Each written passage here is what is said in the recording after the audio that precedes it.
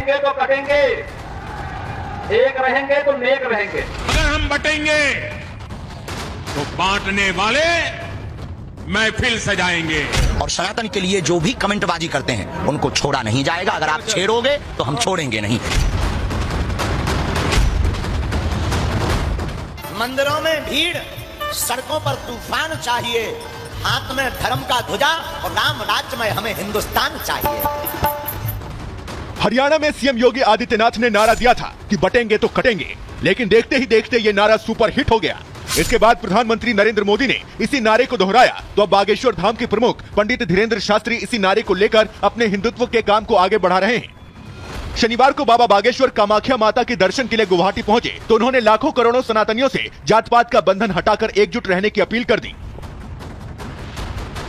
बागेश्वर धाम महाराज गुवाहाटी पधारे हुए हैं और वो आज उन्होंने कामाख्या मां का दर्शन किया। अभी हम उनसे जानना चाहेंगे, गुरुजी आप सनातन एकता यात्रा निकलने वाले हैं, लेकिन यदि हम हिंदू समाज की देखें, बार बार ये भी प्रश्न उठा है कि हिंदू जातियों में बांटे हुए हैं, आप उनके बीच में एकता किस तरह से डालेंगे? पूर्व समय में भी जातियां थी पर जातिवाद नहीं था।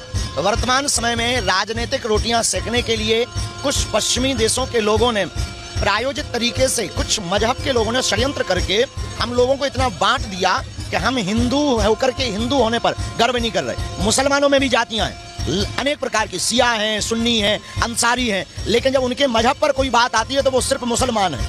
लेकिन हम हिंदुओं में किसी के ऊपर उंगली उठती है तो या तो ब्राह्मण पर उठती है, या क्षत्रिय पर उठती है, या वैश्य पर, या सेवकों पर, क्योंकि हम लोगों को बांट दिया। इसलिए इसकी एकता का यही उपाय है कि हम लोगों को भैया अपने सरनेम के आगे सनातनी लिखना है, हिंदू लिखना है।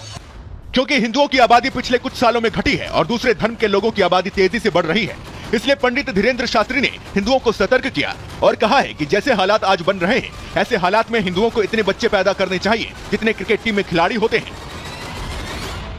हिंदुओं को बताया गया बच्चे दो ही अच्छे, इनके हो रहे पूरी क्रिकेट टीम 12-12, तो हम लोग घट रहे, ये लोग बढ़ रहे हैं। जनसंख्या का विस्फोट है। अच्छा, बच्चे दो ही अच्छे तो या तो सबके हों, हम आए हों तो इनके भी दो हों, या फिर एक काम हो कि अगर इनके 12 हो तो अपने 14 होने चाहिए, 4 हिंदू राष्ट्र के लिए दे देने चाहिए।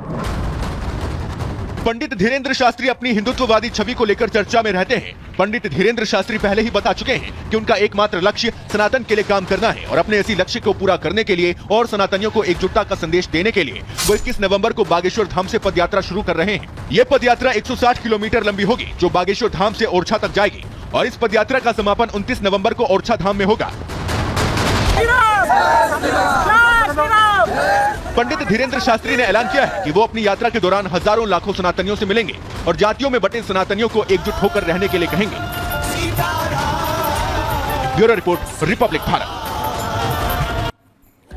और चलिए अब आपको डिटेल में बता देते हैं कि लाखों करोड़ों सनातनियों को बाबा बागेश्वर ने क्या संदेश दिया है। 10 पॉइंटर्स के जरिए आपको बताते हैं। सबसे पहले, हमें बटना नहीं है, ये कह रहे हैं बाबा बागेश्वर। इसके अलावा दूसरा जो संदेश उन्होंने दिया है वो है हिंदू नाम के आगे सनातनी लिखे और बटना नहीं है आपको। तीसरा संदेश, हिंदू 14 बच्चे पैदा करे। ये कहा है कि जैसे मुसलमान जो है वो 12-12 बच्चे पैदा करते तो आप 14 बच्चे पैदा करिए। चौथा संदेश आपको बता दें, हम दो हमारे दो के नारे में ना पड़े, हम दो और हमारे दो के नारे में आप उलझिए ही मत। पांचवा संदेश आपको बता दें, 2 बच्चे तभी अच्छे जब दूसरों के भी 2 बच्चे हों। ये कहा है कि बराबरी करिए, कंपेयर करिए, यदि दूसरों के 2 बच्चे हैं तभी आप 2 बच्चे कीजिए। छठा संदेश क्या दिया उन्होंने वो आपको बता देते हैं, 4 बच्चे हिंदू राष्ट्र के लिए समर्पित करें। ये कहा है कि 4 बच्चों को तो हिंदू राष्ट्र के लिए ही समर्पित कर दीजिए। वहीं 7वां संदेश उनका रहा वो ये कि बच्चों को रामायण और गीता का ज्ञान भी दीजिए, यानी कि गीता का जो संपूर्ण सार है वो उन्हें समझाइए। 8वां संदेश उन्होंने दिया कि बच्चे सनातन को समझेंगे तभी कोई उन्हें ब्रेन वॉश उनका नहीं कर पाएगा, यानी कि उनका कोई दिमाग हिला नहीं पाएगा सनातन को लेकर के। और 9वां संदेश उन्होंने दिया कि हिंदुओं को छेड़ोगे